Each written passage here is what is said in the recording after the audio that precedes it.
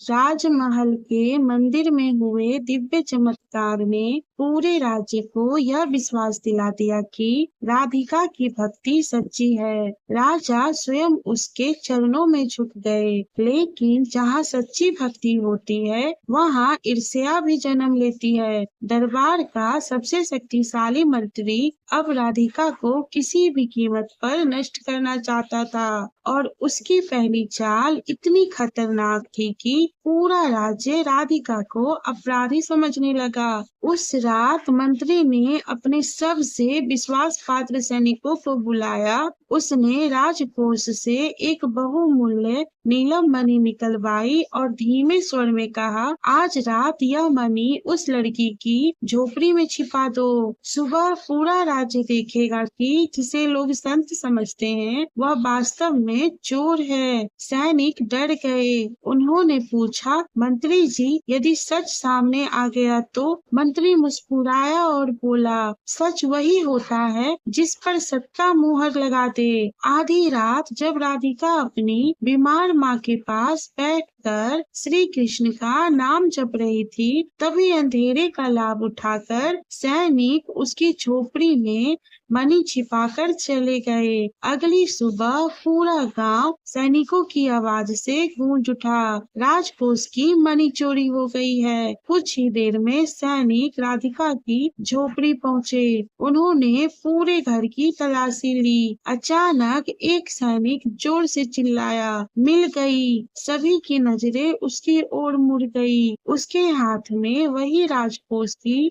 नीलम मणि थी। गांव वाले दंग रह गए। जो लोग कल तक जय श्री कृष्ण बोल रहे थे, आज वही लोग कहने लगे, देखा, हमने पहले ही कहा था, इस पर भरोसा मत करो। राधिका की माँ रोने लगी, लेकिन राधिका शांत खड़ी रही। उसने केवल इतना कहा, जिसने मुझे जीवन दिया है वही मेरी निर्दोषता भी साबित करेगा।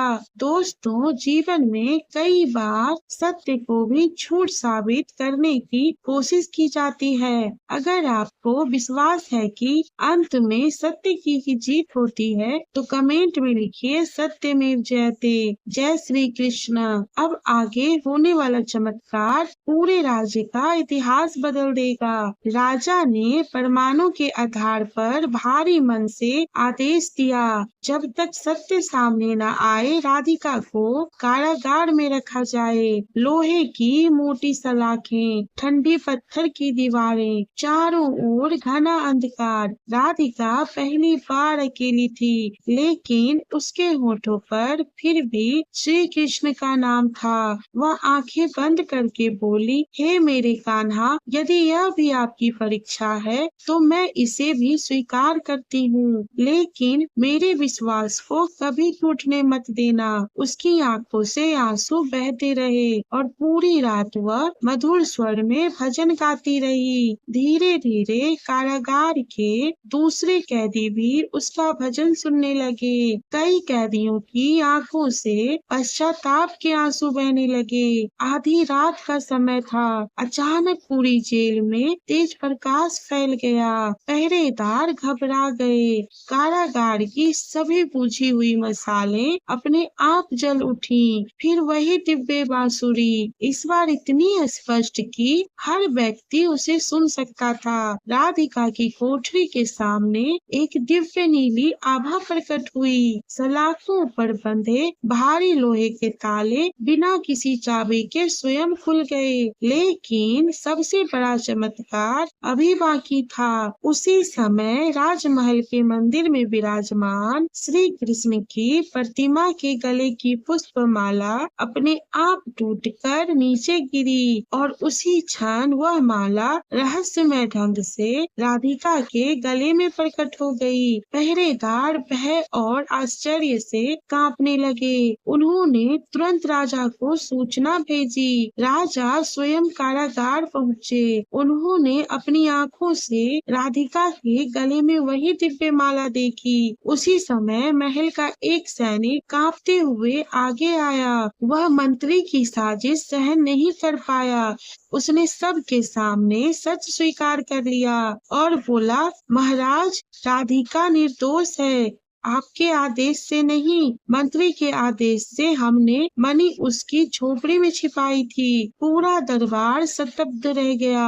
राजा का चेहरा क्रोध से लाल हो उठा। उन्होंने तुरंत मंत्री को गिरफ्तार करने का आदेश दिया।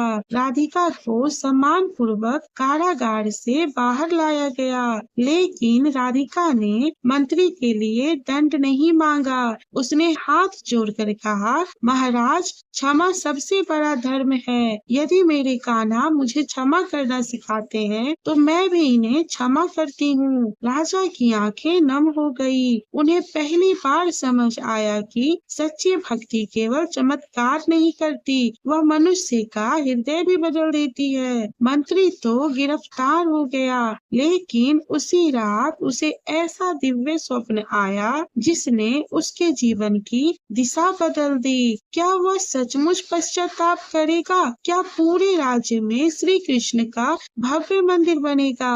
और क्या राधिका की भक्ति अब अपने सबसे बड़े लक्ष्य तक पहुंचेगी? इन सभी प्रश्नों का उत्तर मिलेगा भाग 5 में। मिलते हैं कहानी की अगले भाग 5 में।